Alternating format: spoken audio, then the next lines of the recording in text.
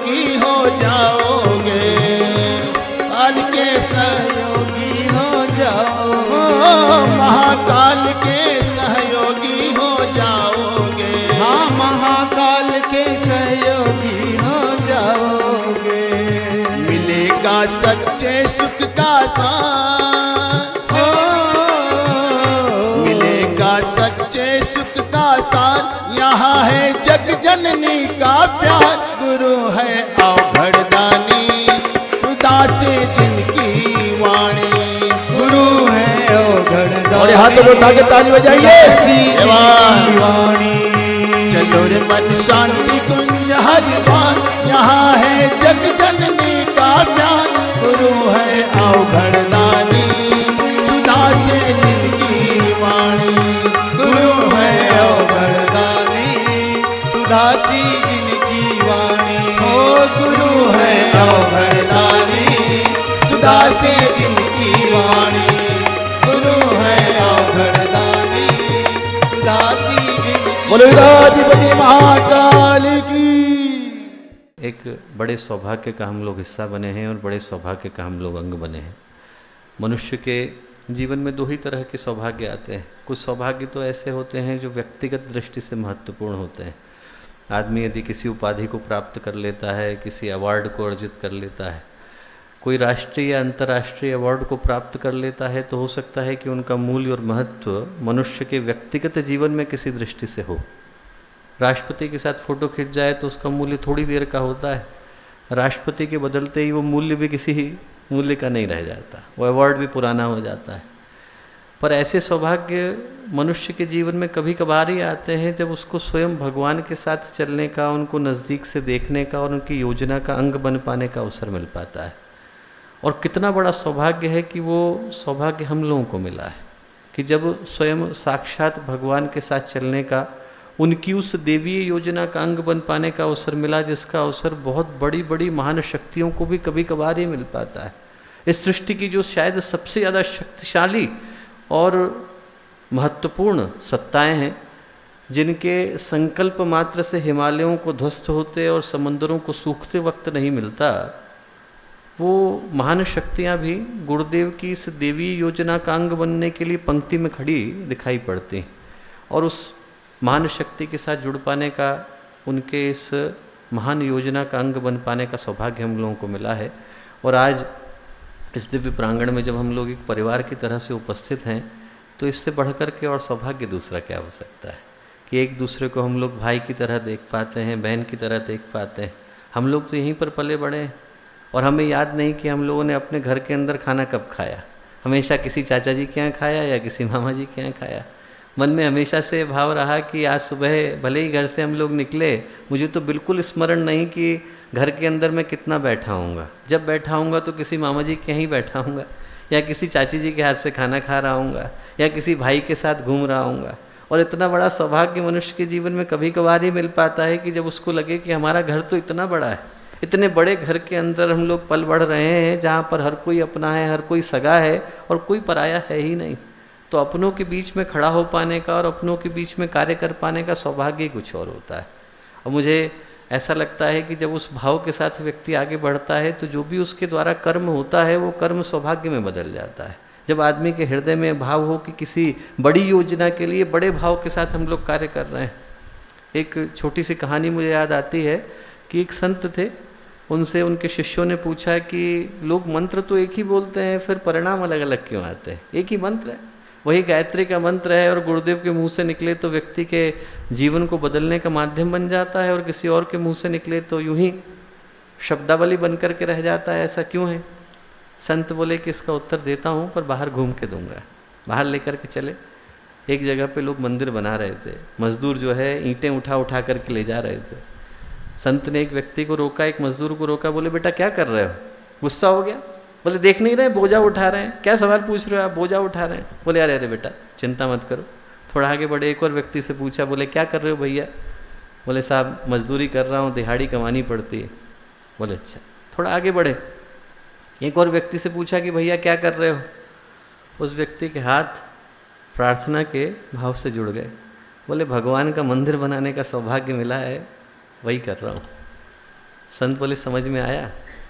ईंटें सब उठा रहे हैं, एक मजदूरी के भाव से उठा रहा है, एक बोझे के भाव से उठा रहा है, एक भक्त के भाव से उठा रहा है।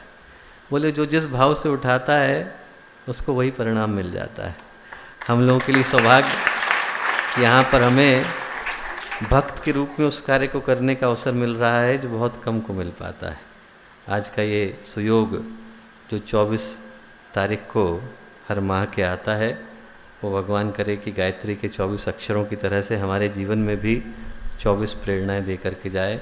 सभी उपस्थित सम्मानीय गायत्री परिवार के अपने, शांति कुंज के अपने कार्यकर्ता भाई बहनों को बहुत सारा प्रणाम, बहुत सारी शुभकामनाएं। 7 दलों में पूरे शांति कुंज को बहनों और भाइयों के दलों में नवयुक्त दल के बच्चों के रूप में बांटा हुआ है।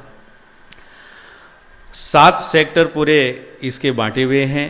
चूँकि आज संख्या सारी अपने परिवार के भाई लोगों की है, बहनों की है।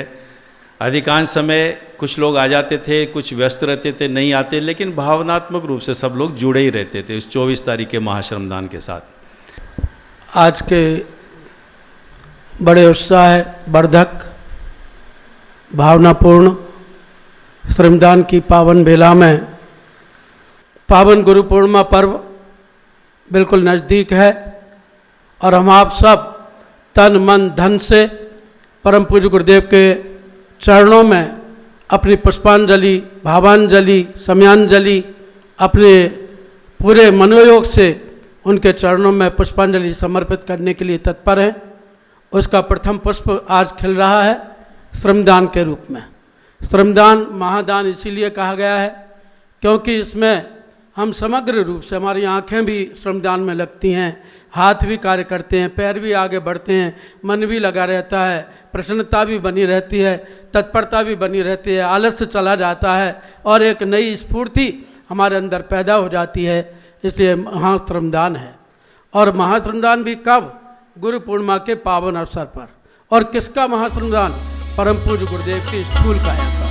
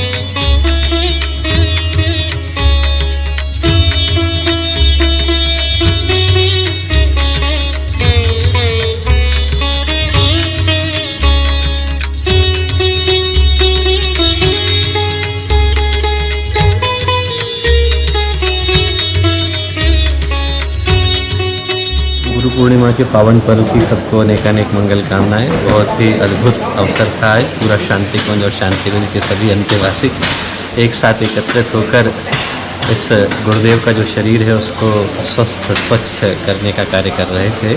तो एक पारिवारिक भाव का, आत्मीयता का अनुभव हुआ। सभी को बहुत सारी शुभकामनाएं। गुरु पूर्णिमा के पहले आज ये महाश्रमदान हुआ हमारे शांति कुंज में, जहाँ यहीं के कार्यकर्ता बच्चे, यहाँ की माता बहनें, यहाँ के भाई, ये सब लोग अलग अलग सेक्टर में बैठ के काम किए और सबको आनंद आया। जहाँ जहाँ उनका पसीना गिरा होगा वहाँ ज़रूर जो है सुगंधित हवा बहेगी। और ये ऐसा भी लग रहा है कि ऐसे चाहे सप्ताह में हो, महीने में हो, कोई ऐसे श्रम करने का वो बना रहे, हमारी आदत बनी रहे, तो सबको मज़ा आया। और अभी दलिया का प्रसाद माता जी का मिलेगा, उसमें बहुत आनंद आने वाला है। हमारे YouTube चैनल शांति कुंज वीडियो गायत्री परिवार को सब्सक्राइब करें एवं बेल आइकन जरूर दबाएं ताकि गायत्री परिवार की विभिन्न गतिविधियों की जानकारी आपको मिलती रहे।